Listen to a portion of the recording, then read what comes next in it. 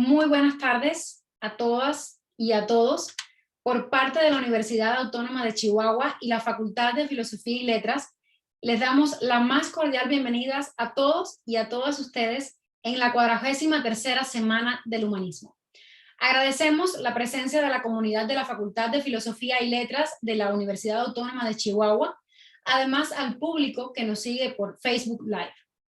Antes de iniciar con la presentación de nuestros conferencistas, queremos solicitarles a quienes tengan preguntas para los que aquí están presentes, las compartan por el chat para ser leídas al finalizar la conferencia.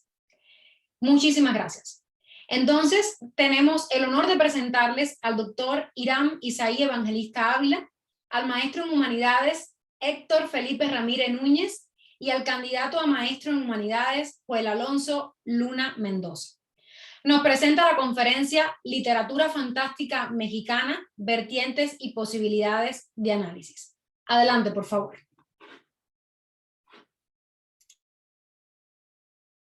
Comienzo. Muy buenas tardes ya. Voy a hacer una pequeña presentación, es muy breve. Aquí está. Si alguien pudiera decirme si se está viendo en pantalla. Bueno, voy a suponer que sí. Mi nombre es Joel Alonso Luna Mendoza y a mí me toca hoy hablar de un cuento en específico de Carlos Fuentes. El cuento se llama La Buena Compañía y es de un compendio, una antología de cuentos que se llama Inquieta Compañía. Y cómo hice el análisis de este cuento fantástico a través de una disciplina o un área de conocimiento que es la mitocrítica. Entonces, la mitocrítica es esa área de conocimiento que se aboca a estudiar el mito, sus funciones, para qué es, cómo está estructurado, estudia los mitos a fondo. Entonces, para este análisis en específico, para este cuento, se utilizó las propuestas teóricas que tienen que ver con el mito y cómo influye en la literatura, sea directa o indirectamente en la mente de los autores. Como estaba comentando, aquí se me borró una palabra, sorry. Voy a estar hablando de La Buena Compañía, y La Buena Compañía de Carlos Fuentes es un cuento fantástico por el tipo de historia que es, por la manera en la que se presentan los hechos sobrenaturales y cómo los vive el personaje, el protagonista principal de la historia. Voy a empezar con un muy breve resumen, porque es una historia, es larga, pero la resumo rápido. Tenemos en la historia, está Alejandro de la Guardia, perdón, que está viviendo en Francia con su madre fallece y le dice, bueno, muévete a México, vete a vivir con tus tías Serena y Zenaida, y básicamente le dice que las enamore, que alguna de ellas la enamore para que le puedan heredar las riquezas que tienen y pues un patrimonio. El joven se viaja a México, encuentra a las tías en una casa antigua que se ve un poco vieja, como digamos, no tan cuidada, descuidada. Y conoce a las dos tías que son un tanto excéntricas. Una de ellas, Zenaida, solamente sale de día, Serena, que es la otra hermana, solo de noche. Una de ellas come y desayuna con Alejandro, la otra cena con Alejandro, y tienen ciertas maneras de vivir muy curiosas, por así decirlo, como esa regla de una de día, una de noche, o nunca usar la puerta de adelante, siempre usar la puerta trasera. Entonces, Alejandro pues está intentando quedar bien con ellas y empiezan a pasarle cosas raras, como un día encuentra fuera de los cuartos de ellas, digamos, un plato de cena. Uno de los platos estaba lleno de insectos y el otro estaba lleno de sangre, lo que quería decir pues que una de las tías come insectos y la otra come sangre. Y empieza a tener ciertas visiones de una niñez que no entiende por qué está viendo cosas de niño. Ya más adentro de la historia nos damos cuenta que posiblemente Alejandro alguna vez murió y por hechos mágicos de alguna de las tías se detuvo el proceso de la muerte, vuelve a vivir y crece, entonces se podría decir que es como un ente desdoblado, que es más o menos por ahí, no es del todo humano, no está del todo vivo, no está del todo muerto. Y al final de la historia, las tías hacen un brebaje en una bañera, lo meten a bañarse y regresa el tiempo en su cuerpo. Es decir, se vuelve a hacer un bebé y lo encierran, lo entierran en un féretro. Entonces, ese es el final de la historia. Se queda en que pues, lo entierran vivo y él está consciente como adulto, pero en un cuerpo de bebé. Y se analizó, ya entrando al análisis, los conceptos principales que yo uso son el del mitema de Levi Strauss, que propone él que el mito, al igual que el lenguaje, tiene una estructura específica y esa estructura está compuesta de unidades brutas de información que pueden retirarse, sacarse del mito, de la estructura mitológica, y se pueden valer por sí mismas. Es decir, puedes tomar un tema y lo sacas del mito y el tema sigue siendo igual de válido por sí solo a que se estuviera en el mito. En el caso de este cuento, el mitema que se escogió fue el de la tríada divina femenina, porque en el cuento tenemos tres hermanas que, al igual que las moiras de la tradición helénica, sabemos que son tres divinidades que están a cargo del destino del hombre, y en el caso de Carlos Fuentes y su historia, tenemos tres hermanas que son Lucila, la madre, la tía Zenaida y la tía Serena. Entonces lo que se hizo aquí, se analizó el mito a profundidad para conseguir una tipología, saber exactamente las características de esta tríada femenina divina y cómo se pudieran reflejar en, perdón, en los personajes del cuento de Fuentes. Ya llegando a los análisis, pues se puede proponer que Cloto, que es la Moira, que es la hilandera, que es la que hace el hilo de la vida, se puede darle esa tarea, o como si la madre de Alejandro, Lucila, hiciese esa tarea representando a Cloto. Luego tenemos pues a Laquesis, perdón, que es la segunda Moira y es la que se encarga de la suerte del hombre. Entonces, en el cuento, una de las hermanas, que es Zenaida, es la que le dice a Alejandro: oye, sale a explorar, o sea, sale a explorar México para que no estés aquí aburrido con nosotras. Esa tarea de mandarlo a explorar, se pudiera decir que está encargada de la suerte de Alejandro, que al igual que Laquesis, que es la que se encarga de la suerte del hombre, la que decide más o menos su destino, es básicamente la tarea que tiene Zenaida en la historia, haciendo representación de esta Moira.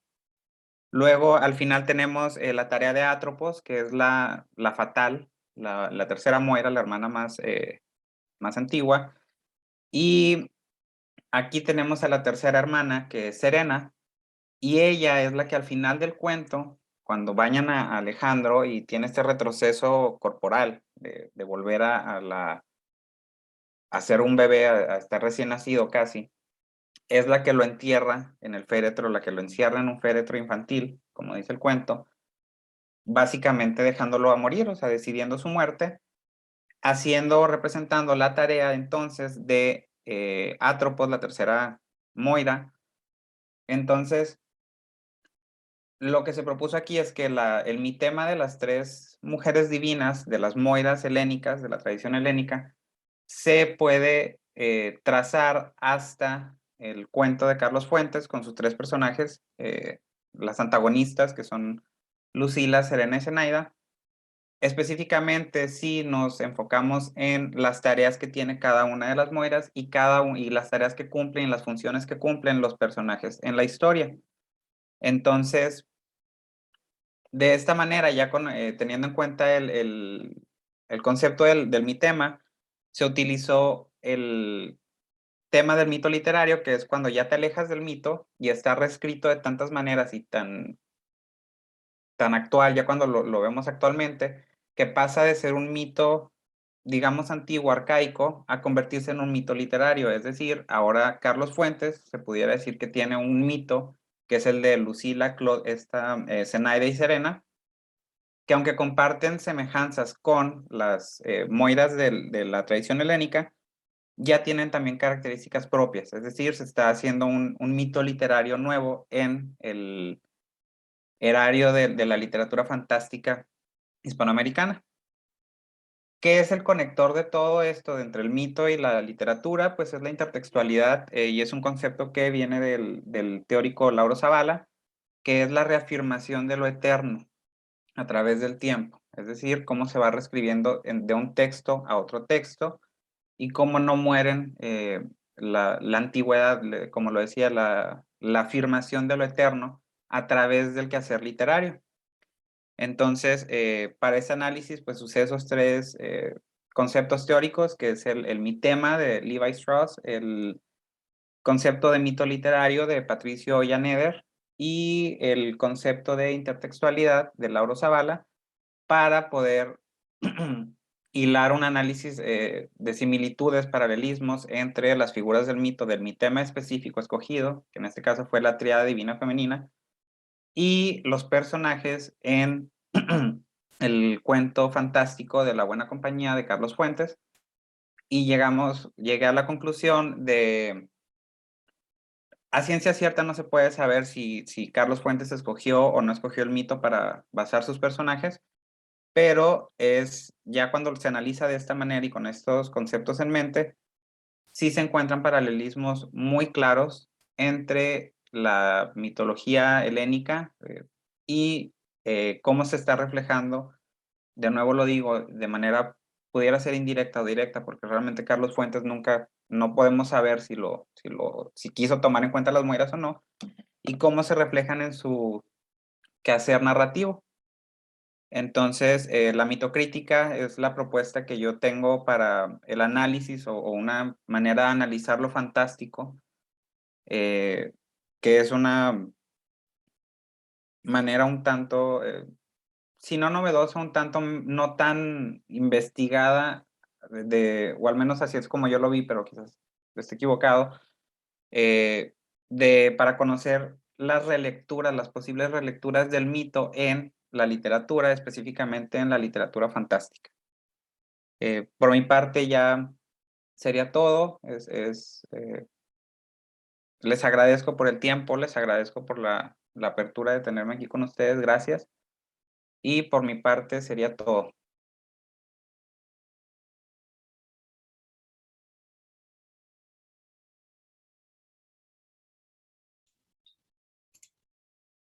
Muchas gracias, Joel, por tu participación y bueno, le damos la palabra a quien decida continuar. Ese sería yo. Buenas tardes. ¿Me permito compartir pantalla?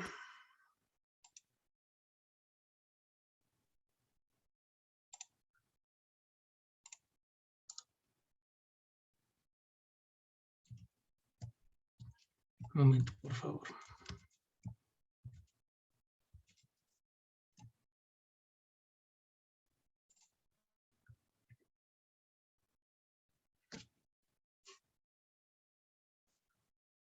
Quien decida continuar.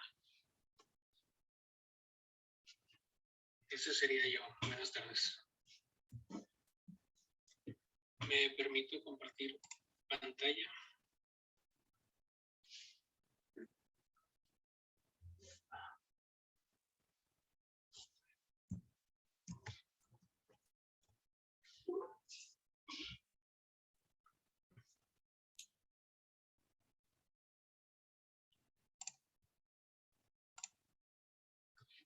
Bueno, buenas tardes a todas, a todos.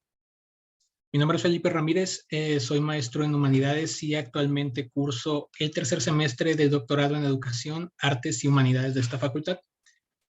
Hoy compartiré con ustedes de manera sucinta algunos de los avances más significativos de la investigación que estoy desarrollando en el programa doctoral, misma que he titulado Configuración y Análisis del Relato Mexicano Inclasificable y su posible tipología literaria. Como introducción, basta recordar que el fenómeno literario de lo fantástico ha estado presente desde la antigüedad en las tradiciones oral y escrita. Este hecho ha propiciado la multiplicidad de abordajes al mismo. Por ejemplo, los esfuerzos de algunos teóricos y críticos literarios nos han legado diversas posturas de análisis a la par de la evolución del género fantástico. No obstante la importancia de estas aproximaciones, dichos procesos de análisis suelen refutarse, superarse o incluso perder vigencia ante las nuevas manifestaciones de la escritura. Sin embargo, gracias al análisis recurrente de ciertas minorías del mundo literario que se llega a procesos de canonización. Autores, obras, temas, incluso modelos narrativos pueden erigirse mediante la curación de académicos y críticos como exponentes inamovibles del género. Como consecuencia de esta canonización se produce una periferia de autores y obras que van quedando en el olvido por no ajustarse a los criterios y modelos de las figuras centrales. Entonces, nuestra propuesta de investigación radica en voltear la mirada a estas manifestaciones periféricas y para ello hemos seleccionado la compilación El hilo del Minotauro. Nótese que lejos de atreverse a establecer una tipología o un concepto preciso que pudiera englobar estas narraciones, el compilador se limita a adjetivar a estos narradores y a sus cuentos como inclasificables, precisamente porque no congenian con los modelos canónicos de lo fantástico, a pesar de que su configuración sea próxima al género, es decir, lo circunda. Con base en lo anterior, se pretende revisar la arquitectura narrativa de estos cuentos supuestamente inclasificables para agrupar sus rasgos característicos y otorgarles una clasificación tipológica que hemos denominado, al menos de manera preliminar, lo fantástico periférico o narrativa fantástica periférica. En eso consiste nuestra propuesta. Como se mencionó antes, hay muchos teóricos que se han encargado de matizar o de intentar matizar las fronteras de lo fantástico y sus modos de funcionamiento. No obstante, esta multiplicidad de voces, aunque válidas y sustentadas, no alcanza a cubrir los confines de la literatura fantástica, por lo que cabe preguntarse qué ocurre entonces con lo clasificable o por qué existen entonces todavía cuentos o autores que puedan ser tachados de inclasificables. Como resultado de estos cuestionamientos, hemos desarrollado la siguiente hipótesis. Los cuentos mexicanos inclasificables compilados en El hilo del Minotauro poseen una diversidad de rasgos característicos que circundan al género fantástico y que fungen como elementos medulares para su propio sostenimiento. Dichos elementos derivan en una configuración narrativa determinada que sirve para agrupar a los textos en una propuesta clasificatoria que denominamos, al menos de manera preliminar, narrativa fantástica periférica o lo fantástico periférico.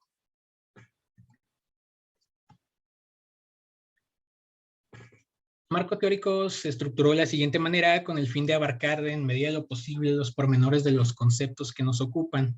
Como pueden observar aquí en el estrato central del análisis, pues están los cuentos inclasificables. Se le circunda mediante temas como canon y género estrictamente literarios, el género fantástico y sus estudios de recepción, los límites y horizontes de lo fantástico, y finalmente un apartado sobre periferia y literatura. Aquí hay un par de citas de interés que proporcionan datos sobre el canon literario y su inserción en América Latina.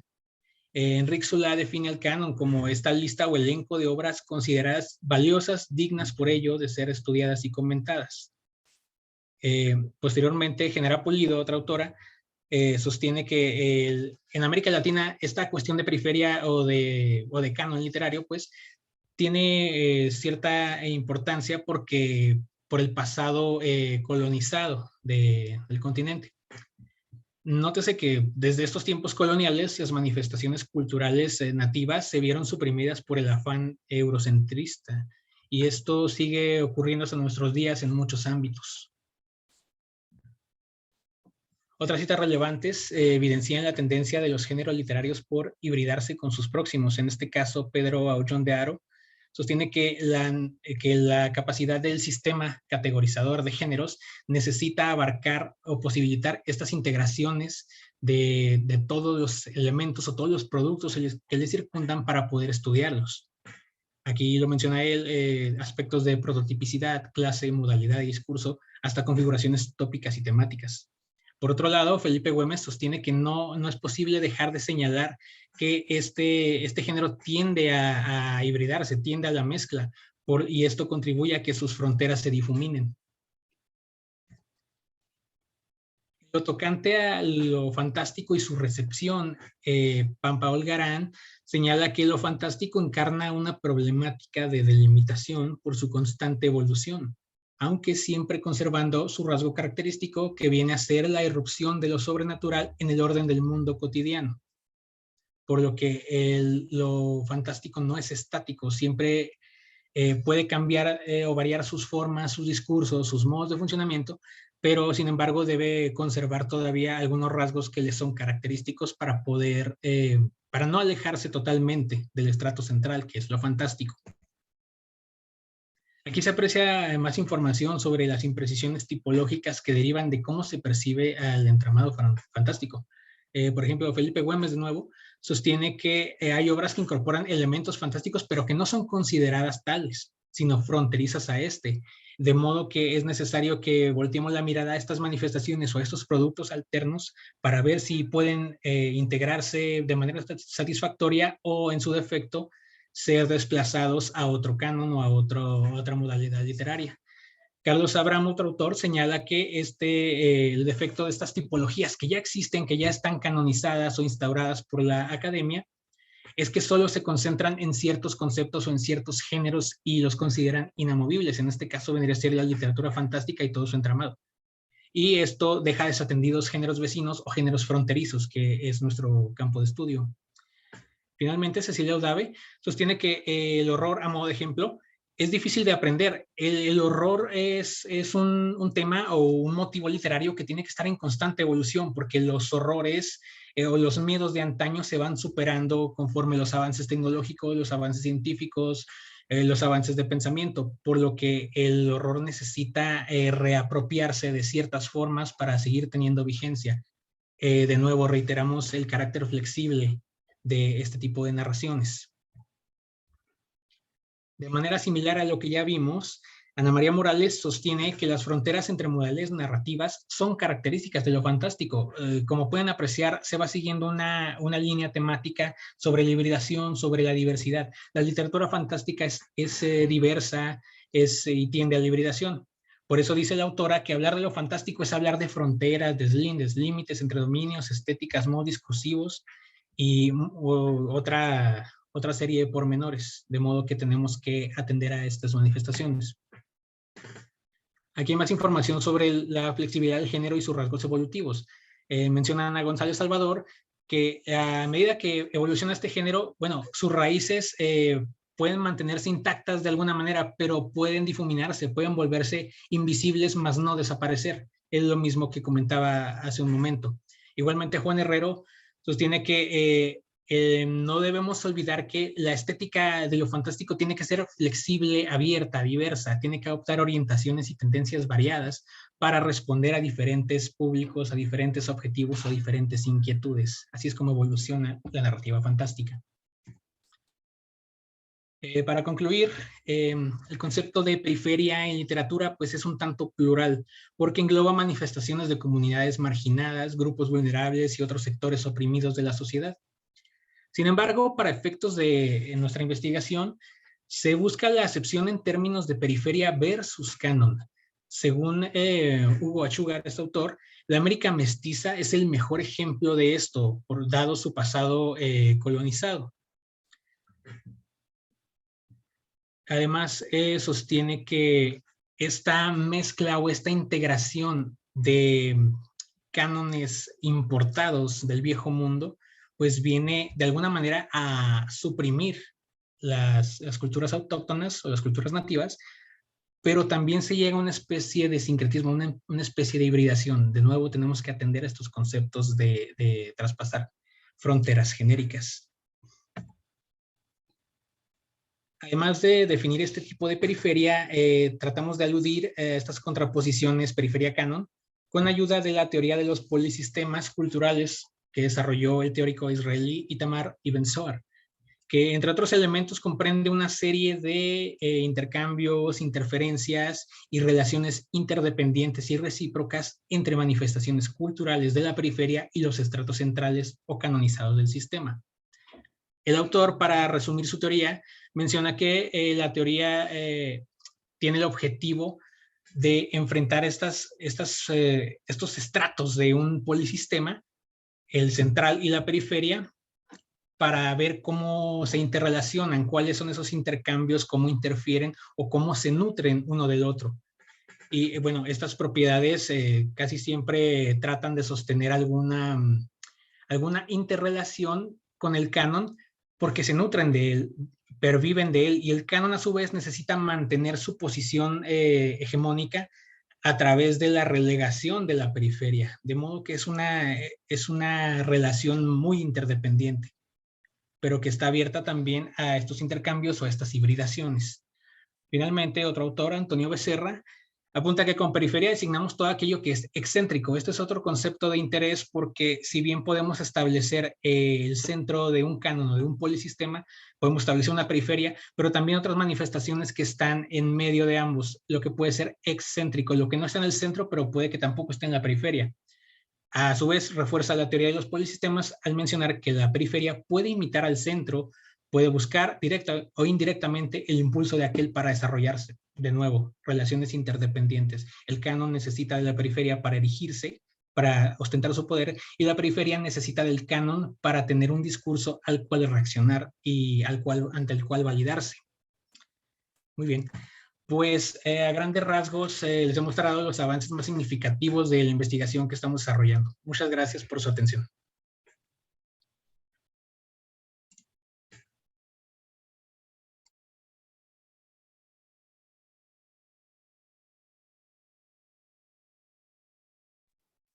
Muchas gracias, Felipe. Le damos la palabra al doctor Irán.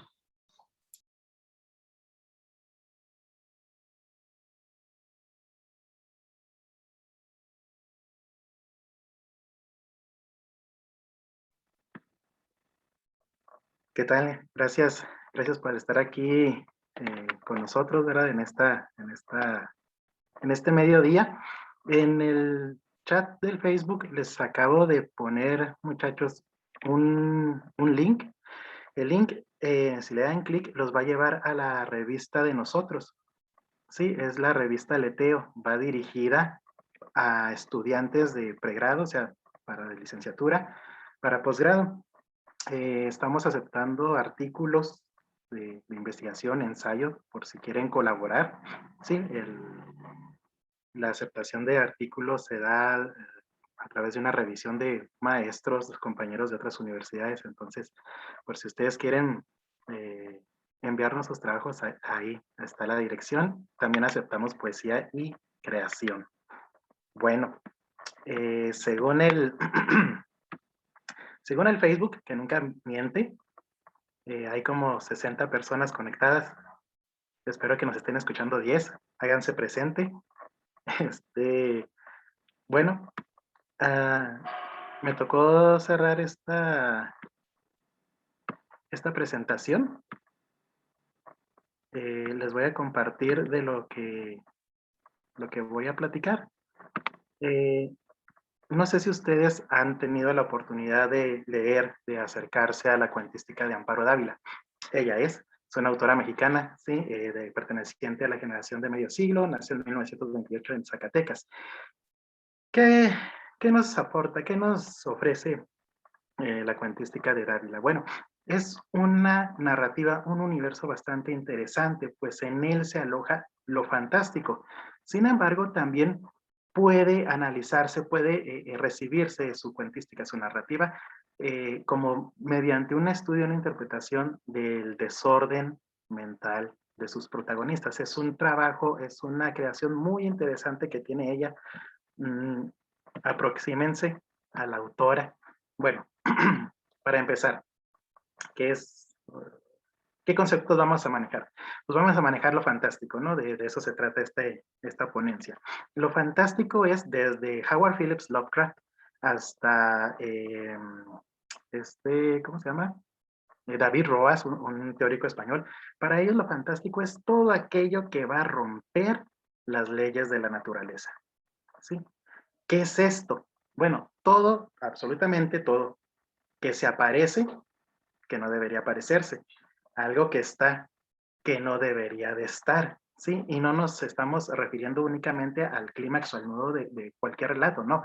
Estamos hablando de monstruos, estamos hablando de fantasmas, estamos hablando de duendes, estamos hablando de exactamente todo lo que no nos han dicho que no existe, pero que a lo mejor ahorita se aparece, ¿sí? Eso es lo fantástico. Entonces, pues sí, como decía Felipe, el cuento latinoamericano, el cuento mexicano, sí tiene ciertas diferencias culturales con el anglosajón, ¿verdad? Nosotros, nuestros monstruos, nuestros fantasmas, nuestros espectros son de aquí, ¿sí? No vienen de otro lado. Si ustedes se dan cuenta, en el cuento anglosajón, el mal viene siempre de otro lado, ¿sí? Y así es una proyección de la cultura, ¿sí? Para los estadounidenses, ¿de dónde vienen los malos?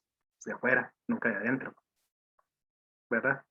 Bueno, este miedo que nos da el cuento fantástico es precisamente porque el antagonista no se puede describir o no se describe tal cual es, siempre es una figura como si, no nos dicen exactamente, ¿sí? O no tiene nombre, se va nombrando. Y el no tener el nombre, no saber a lo que nos estamos enfrentando, pues es peor, ¿sí? Porque vienen todas esas conjeturas, ¿verdad? Todas esas conjeturas que nos hacen sentir más miedo. Sí, es como ese dicho ahí más o menos parafraseando. ¿Qué te da miedo de la oscuridad o entrar a un cuarto oscuro? ¿Lo que hay ahí o lo que no puedes ver? ¿Sí? Pues básicamente es lo que nos ofrece Amparo Dávila. Vamos a checar un cuento, si no lo han leído, léanlo. De hecho, yo no leí el cuento, es un relato, viene en esta antología, miren. Ténganla. Se llama Tiempo Destrozado, este relato. Y precisamente, Amparo Dávila pone, digamos, cuestiones de su pensamiento en su narrativa. ¿Qué es esto? Esto se llama mímesis y lo trae Paul Ricoeur. Paul Ricoeur dice que toda narrativa se construye o es una reconstrucción de las acciones humanas. Podemos encontrar en ciertos autores pensamientos de él o de ella, ¿sí? Alojados hechos en una narrativa, por supuesto que sí, sí, incluso vivencias. Una de estas vivencias es una entrevista que Amparo Dávila hace y que menciona que a ella lo que más le tiene miedo es al tiempo. Porque imagínate, le dice al periodista, imagínate, se nos acaba de ir un segundo y ese segundo ya no va a volver. Ese segundo se ha ido para siempre. Dice, y todo esto nos va a encaminar a nuestra muerte. O sea, imagínense, ahorita ustedes tienen 40 gloriosos minutos aquí compartiendo con nosotros, ¿sí? Qué padre.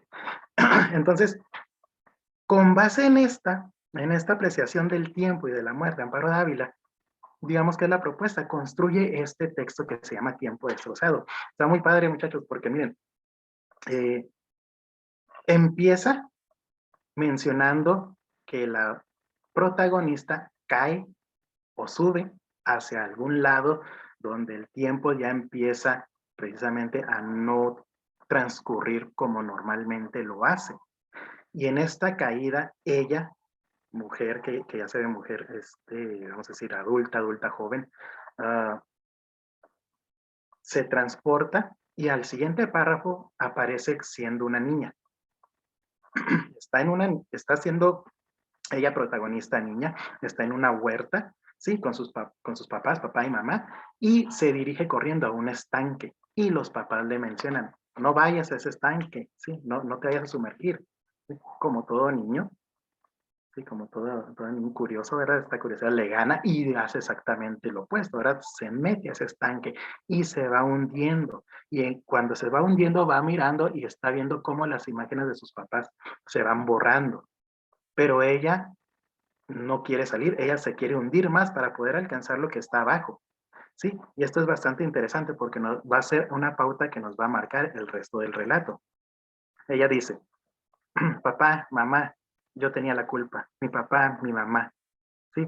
Está siendo arrastrada y se oculta mi vista.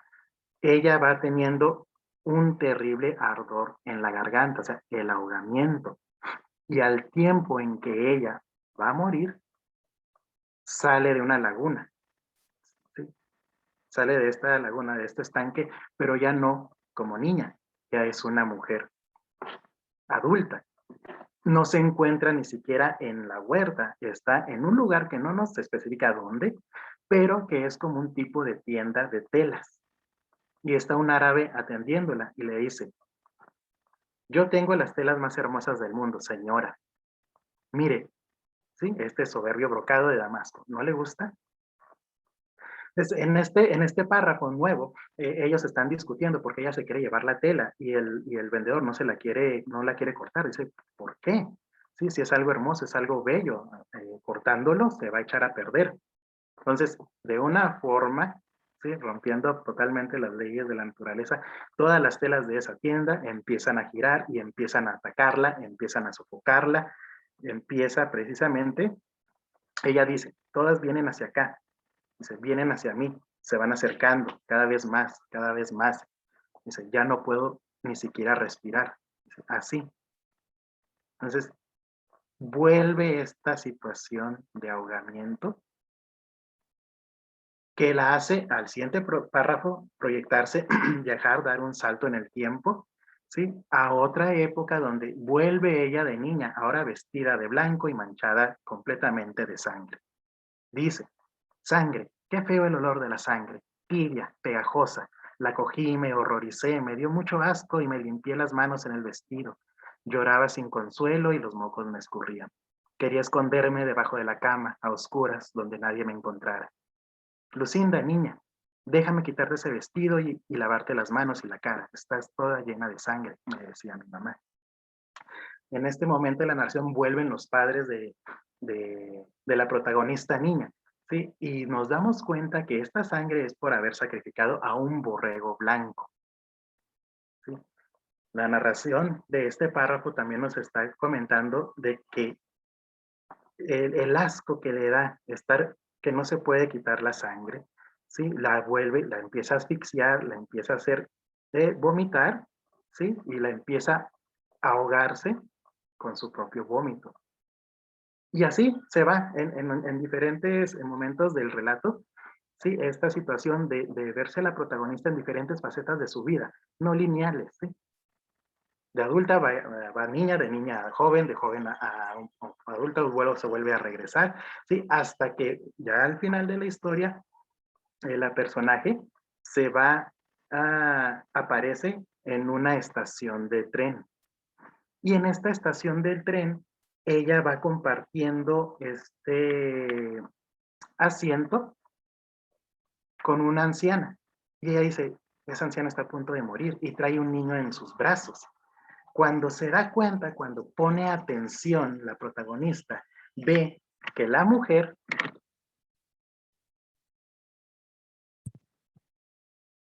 ¿se me escucha? Me puse los audífonos y no sé si... Se escucha perfecto, doctor. Gracias, Alieti, gracias. Entonces, esta situación, que pasa, que sucede, entonces se da cuenta que es ella. Dice, no, no puede ser, no puede ser que sea yo. ¿Sí? No puede ser que esté vieja, esté marchita y se me voy a morir. No quiero ser así. Y saca un espejo. Entonces, cuando saca el espejo, no le devuelve el espejo su reflejo. ¿Sí? Se espanta más. Se da cuenta, para horror de ella, que el niño comienza a llorar. Sucede que el niño también es ella. Entonces la mujer anciana lo abraza y lo empieza a sofocar y le empieza a meter un pañuelo en la boca y el niño no puede moverse. Entonces ocurre algo aquí bastante interesante que dice la autora. En la narración aparece, ya no podría salir ni escapar, me habían cercado. La madre, o sea, la anciana, Yo. Dice, le tapaba la boca con un pañuelo morado y casi lo ahogaba. Sentí un profundo dolor por el niño, mi pobre niño, y di un grito, uno solo. El pañuelo con que me tapaban la boca era enorme y me lo metían hasta la garganta, más adentro y más. El cuento está escrito en extrema res. ¿Qué quiere decir esto? Que el final es el comienzo, ¿sí? Empieza por el final. Entonces ya cuando vemos el panorama del cuento, vemos que se puede comprobar que al menos que la propuesta es precisamente eso, destrozar el tiempo, huir del tiempo, ¿sí? El enemigo, el antagonista fantástico es el tiempo que va tras la protagonista y ella haciendo estos saltos, ¿verdad? Quiere burlarlo, ¿sí? Quiere destrozarlo. De esa forma, aunque sea en la literatura, ¿sí? Ella obtiene o ella puede rescatar precisamente estos segundos, este tiempo de vida. Bueno, pues ese es el relato. Iba a... Bueno, no, me atrapó la narración, no moví las diapositivas, pero básicamente es lo que yo les estaba comentando. Sí, son hechos, son estas situaciones fantásticas de la narradora. Sí, aquí se lo menciono, el tiempo destrozado es un ejercicio contra el tiempo mismo, ¿verdad?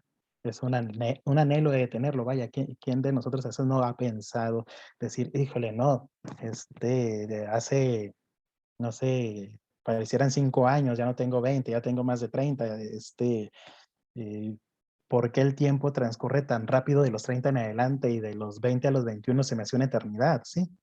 Entonces, bueno, básicamente esta es la propuesta de la autora. Ah, según mi reloj, faltan 10 minutos, muchachos. Francisco Lira, lo que no se nombra, no existe. Sí, y esa es la cuestión del cuento fantástico, ¿verdad? Porque ahí está, o sea, no le puedes quitar la existencia y es por eso que causa tanto miedo, ¿verdad? Ah, no sé si tengan algunas preguntas para cortarle aquí o paso muy rápidamente al segundo cuento. Espero un ratito. Sí tenemos una pregunta. Ah. TR Joy nos dice que a raíz de lo que usted nos está compartiendo, nos pregunta qué tan similar, perdón, es entonces en el contexto latinoamericano una narración fantástica a una narración por una voz no confiable. Ok, Similar. ¿Cuál es la diferencia? ¿O qué tanto se parece en el contexto latinoamericano una narración fantástica a una narración por una voz no confiable? Yo creo que también es la forma de abordar, tiene que ver también mucho una cuestión intratextual, que es la cuestión intratextual, es la obra del autor. Si el autor tiene en su haber escrituras no confiables, como mencionas, dices, bueno, realmente está solamente jugando y viendo, sacando este recurso, ¿no? Por otro lado, lo fantástico te va a poner precisamente en un mundo real, ¿verdad? En la obra, y va a romper precisamente esa realidad, ¿verdad? Y te va a dejar así con la situación o con la, digamos, la idea de que se ha roto algo, ¿verdad?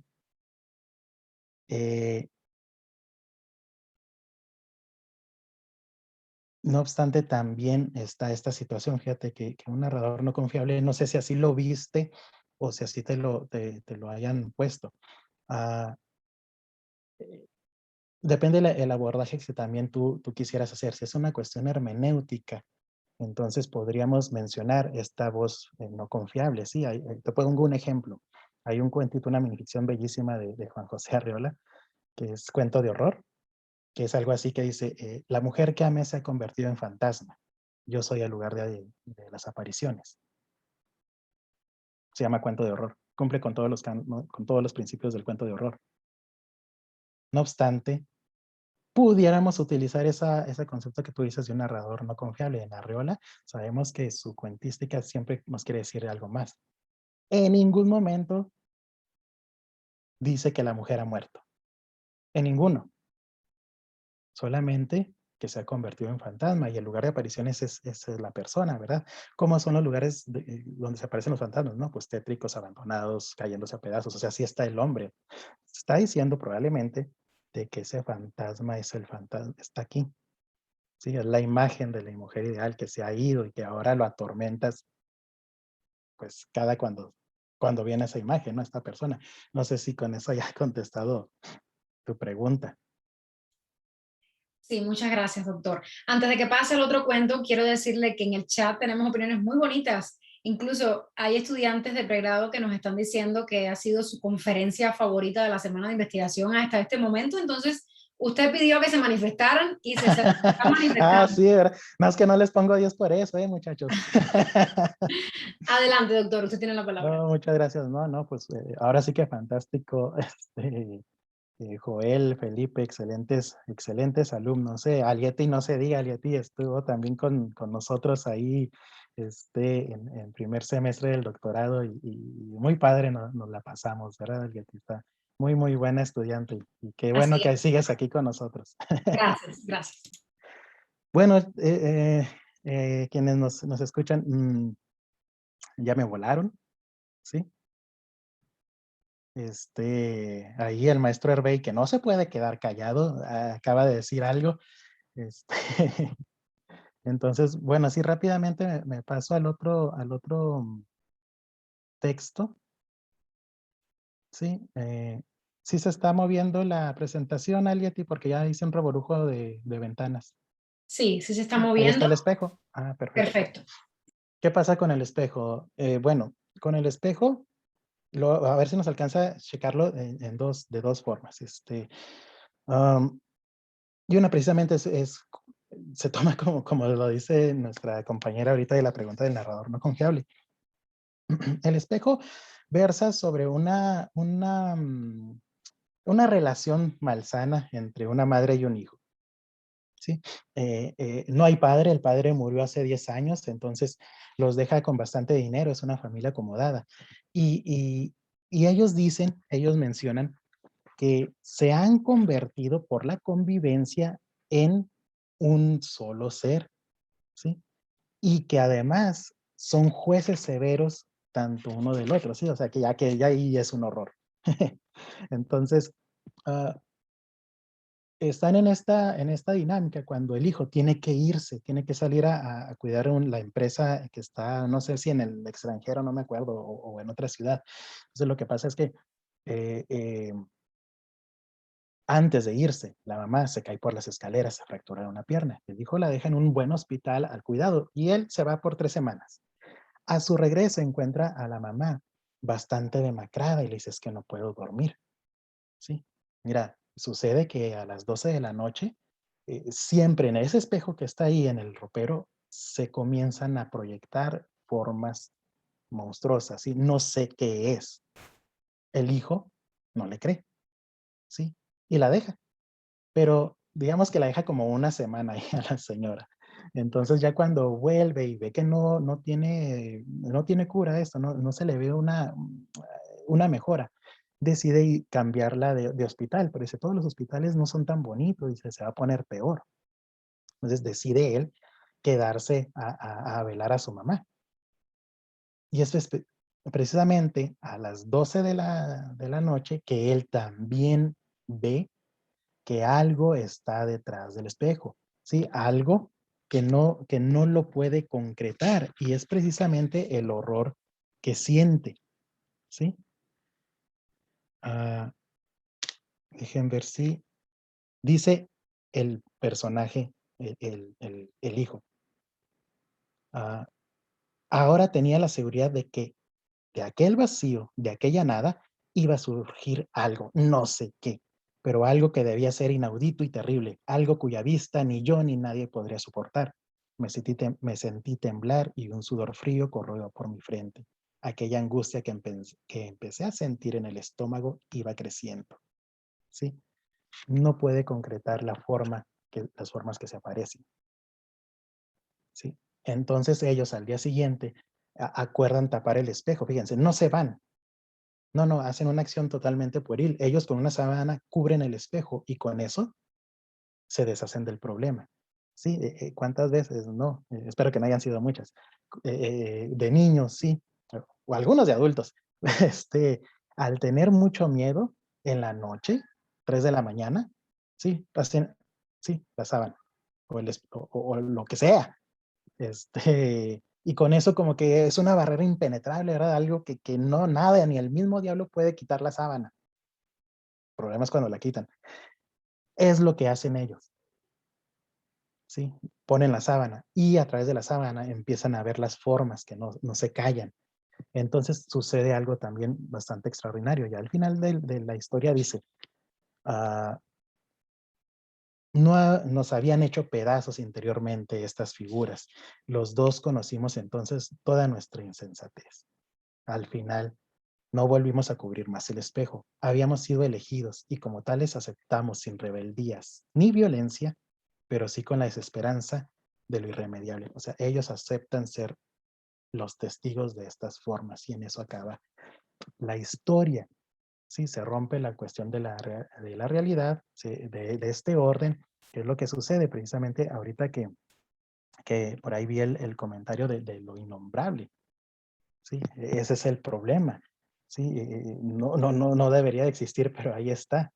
¿Sí? Entonces, ese es el problema. Y se aceptó convivir con esas formas.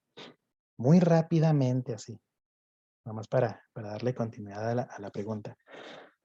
Metiéndole un poquito de hermenéutica, muchachos, nos damos cuenta, y yo creo que muchos de ustedes ya los pusieron a leer, y si no, que no se esperan a que los pongan, leanlo ustedes. Edipo, ¿sí? Esta relación. Si nosotros nos contextualizamos precisamente, como lo mencionaba Joel, este cuento en esta tradición helénica, pues podemos ver una relación así, ¿sí? Qué casualidad que cuando el hijo se va, la madre no quiere que se vaya. Se puede haber provocado el accidente, ¿sí? Y ahí le rompamos la cuestión un poco fantástica, ¿no? Si estamos interpretando ya un poquito más el texto. Ustedes cuando lean Amparo Dávila, El huésped, Oscar, la señorita Julia, se van a dar cuenta que este relato fantástico a veces no es tan fantástico, ¿verdad? Que es precisamente que puede tener, entre la literatura, una de sus interpretaciones es esta, ¿sí? Y que lo que ven tanto la madre como el hijo no es una relación, no es un ser fantástico, no son monstruos, no son seres amorfos, sino es un reflejo de la psique y de esa relación que ellos están proyectando, ¿sí? Un hijo ya grande, con dinero, etcétera, que se va del nido, ¿verdad? Oigan, 3 semanas, obviamente lo disfrutó, ¿sí? Lo menos que quiere es regresar a su casa, ¿verdad? Pero ¿qué pasa con la madre? No, la madre no, te vienes y nos amolamos los dos. Y el hijo como que acepta. Sí, y así lo dice el relato. Me di cuenta de la insensatez, ni modo. Vamos a seguirle. Entonces es muy probable que eso de reflejo también sea esta actitud que no debería de ser. Bueno, muy rápido, ¿verdad? Tan rápido que se me olvidó otra vez mover las diapositivas. Muchísimas gracias por estar aquí. Muchísimas gracias a mis compañeros y a Leti. Sí. No, doctor. Gracias a ustedes siempre. Tenemos la oportunidad, porque usted lo ha dicho, lo irremediable es el tiempo. Y entonces, con ello, vamos con esta pregunta del doctor Herbey, que es muy interesante, no vamos a perder la oportunidad. Vamos a cerrar la sesión. Nos dice el doctor Herbey, Lawrence Venuti dice que el realismo constituye una tradición de la narrativa estadounidense. ¿Consideran que la narrativa fantástica es una tradición propia de la literatura hispanoamericana? Para ambos. Felipe. Gracias. Yo diría que esa es una aseveración bastante arriesgada. Valdría recordar, por ejemplo, la teoría general de lo fantástico que propone Omar Nieto, teórico mexicano, donde distingue entre 3 modelos de lo fantástico: clásico, moderno y posmoderno. Ciertamente en el ambiente latinoamericano, sobre todo, me parece que hay un auge importante a partir del boom. Se empieza a gestar estas transgresiones de orden moderno, de orden posmoderno. Los mejores ejemplos de esto, a los que yo siempre acudo, son Cortázar y Borges. Casa Tomada es el mejor ejemplo de una transgresión moderna en lo fantástico, porque la transgresión surge de adentro del hombre. Si recuerdan Casa Tomada, pues son los cuartos, las habitaciones de esta casa que van siendo apropiados por una fuerza, una entidad que no alcanzamos a dilucidar. Es decir, la transgresión viene desde adentro. Y para el caso postmoderno, pues está Borges. Borges se pinta solo para estas cuestiones. Rápidamente, Pierre Menard, autor del Quijote, es un cuento y nos hace creer que es un ensayo, relativiza nuestra realidad y nos hace dudar de si lo que dice la narración es verdad. Eso es lo posmoderno. Sin embargo, lo clásico se lo podemos trasladar hasta el Castillo de Otranto de Horace Walpole, que es muy anterior a las manifestaciones fantásticas de Latinoamérica. Es una de las primeras narraciones donde surge esta transgresión de orden clásico, que es cuando un agente sobrenatural externo transgrede el orden natural del mundo, en este caso de los personajes de la narración. En el Castillo de Otranto ocurren cosas como armaduras gigantes, me parece que hablando de espejos, si mal no recuerdo, hay espejos que se mueven solos, cosas de ese tipo. Es una de las primeras manifestaciones. Entonces yo no diría que esta tradición viniera o se afianzara exclusivamente en Latinoamérica. Sobre todo estudios franceses como los de Louis Bax ya hablaban de cuestiones fantásticas y de la mirabilia, que es la exaltación del ánimo. Por ahí es donde Todorov empieza a distinguir entre lo fantástico, lo extraño y lo maravilloso. De modo que hay muchas manifestaciones, pero quizás su misma condición de periféricos les ha mantenido de alguna forma relegados del canon literario mundial. Es cuanto.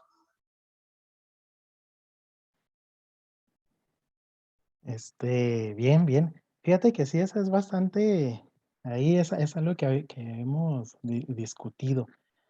La cosa con lo fantástico como reflejo, pues bueno,